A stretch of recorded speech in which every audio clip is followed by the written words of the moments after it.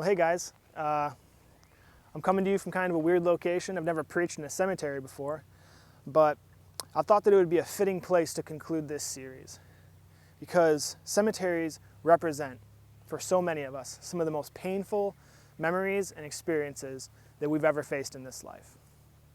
And so I thought that a cemetery would be a good place to talk about how God balances his transcendence and his immanence well. But I didn't just choose any cemetery. I chose a cemetery that's very special to me because this is the cemetery where many of my family members are buried, and I'm actually standing right now at the graveside of my grandmother. One of the most sweet, kind, gentle, caring, God-loving women I've ever known. And I remember the day when I was standing in this exact location with tears in my eyes alongside my family, laying her to rest. And I remember the pain of that experience. And I remember asking a very specific question. How could a good God allow something like this to happen? And so I know I'm not the only one who's ever struggled with that question. And I want to take a look today at a passage of Scripture where I believe Jesus shows us through his words and his actions just how God answers that question.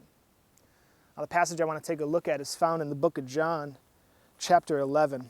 And I don't have time to read the whole thing. So what I would ask you to do is after this message is through, to go back and look through this story in light of what I kind of highlight in this passage. Now, what happens here is Jesus gets word from a couple of his friends, Mary and Martha, that their brother, Lazarus, is sick. And when he receives this message, he first of all tells his disciples, those who are closest to him in that moment, that this illness will not end in death. And so you might think that Jesus would hop on the fastest horse he can find and race out to Bethany so that he could speak a healing word over his friend. You might think that, but that's not what happens in this story. Because it says that Jesus waited where he was for 2 more days, effectively allowing his friend Lazarus to die. And in fact, he confirms as much because 2 days later, when they go to leave the place where they are and head back to Bethany, Jesus tells his disciples plainly, Lazarus has died. Now, what Jesus is displaying here is his transcendence, his superior knowledge, his ability to know more about the situation than we can comprehend. And then he says this really interesting thing in verse 15 to his disciples as they're about to head back to Bethany. He says, I'm glad for you I wasn't there so that you may believe. There's a couple of things in this verse that are really interesting. First, Jesus says he's glad. Now, obviously, he's not happy that Lazarus has died in the sense that, good riddance, But instead, he says, I'm glad for you, that is his disciples, that I wasn't there.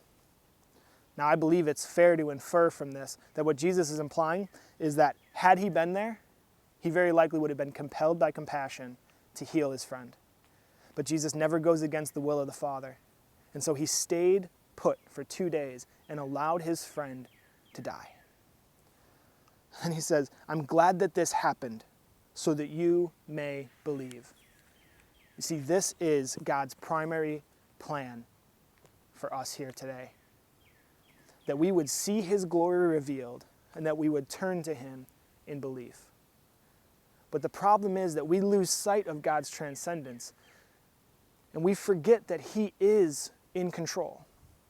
And so when we go through a painful experience like losing a loved one, we begin to ask that question.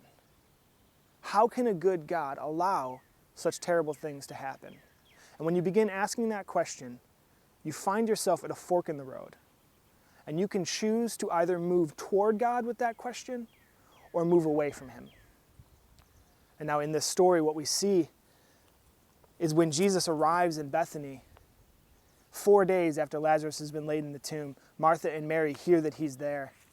And they choose to run towards Jesus with this question. Because each of them, in their own turn, when they come to him, they say, Lord, if you had been here, my brother wouldn't have died. Do you feel the pain of that statement? Maybe you've said something very similar to God. God, where were you in this? You know, I trusted you. I prayed to you. And yet you just allowed this thing to happen. But notice that Jesus doesn't correct them. He doesn't rebuke them. In fact, it says that when Mary came to him with this statement, saying, Lord, if only you had been here, my brother wouldn't have died. Jesus becomes angry in his spirit, not at her, but at the situation, at the fact that people have to experience this kind of pain. This is not what God had designed, and this isn't what he desires for any of us. And Jesus entered into the pain of that experience, and it says in the shortest verse in the Bible, and what is possibly the most powerful verse in the Bible, Jesus wept. Jesus entered into the pain of this moment. But you got to understand what's going on here, because remember that Jesus had a superior knowledge of the situation. He knew that by staying where he was for an extra 2 days, that Lazarus was going to die. He knew that in just moments, he was about to speak into Lazarus' tomb and tell him to come out, and that Lazarus would be raised from the dead. He had that kind of transcendent knowledge.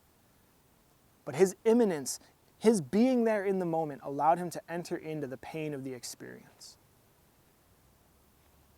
In fact, he wept so much that those who were looking on said, "See how he loved him."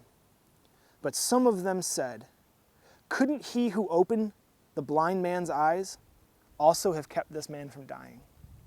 See, there's that question again.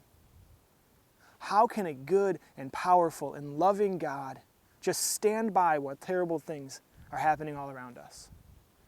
You know, I know many people are wrestling with that question today, whether it be because of coronavirus or not. Some people never move past that question because when they stand at that fork in the road, they don't choose to go to God with that pain and that question. They choose to instead turn away from him.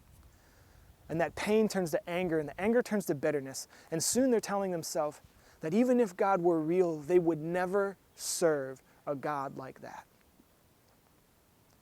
This is a difficult question to wrestle with.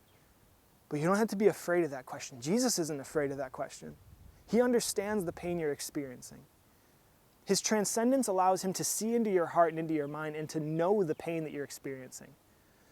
But the fact that he came and lived among us and experienced this kind of loss himself means that he knows experientially as well the pain that you're going through. And so, if you're stuck on that question, if you can't move past the pain of the experience, then would you choose this week to turn to Jesus and run to him the way that Martha and Mary did? And just let him know how much this hurts. I promise you that he will enter into that pain with you. He will wrap his arm around you and point you back to the Father and remind you that he is in control, that he is good, that he does love you. But there's another side of this as well. And this is what I was struggling with and actually why I put together this series of videos. My view of God's transcendence, the fact that he is sovereign, that he is in control, that he's bigger than all of this, it actually kept me from entering into the emotional experience of this as well. I didn't want to have to admit that this hurts. You know, I've been asking myself the question, why losing loved ones lately doesn't hurt the way that it used to. And I believe that it is this problem, because it's unhealthy to block off the emotions of loss. So don't allow your understanding of God's sovereignty to keep you from entering into the emotion of the experience. Jesus didn't. He knew full well exactly what the Father was up to with Lazarus dying. He knew that he was going to raise him from the dead, and yet he still entered into the painful experience. So don't allow your view of God's transcendence to keep you from entering in to either your pain or the pain of others. But if you're in that place where you're struggling to move past the question of how can God allow this to happen, then would you turn to Jesus, run to him, and allow him to heal your heart? Now, I don't know when the next time I will see all of you. I don't know when the next time I will put together a sermon series. But I want you to know that I love all of you. Until the next time I see you, may God bless you and make you a blessing to others.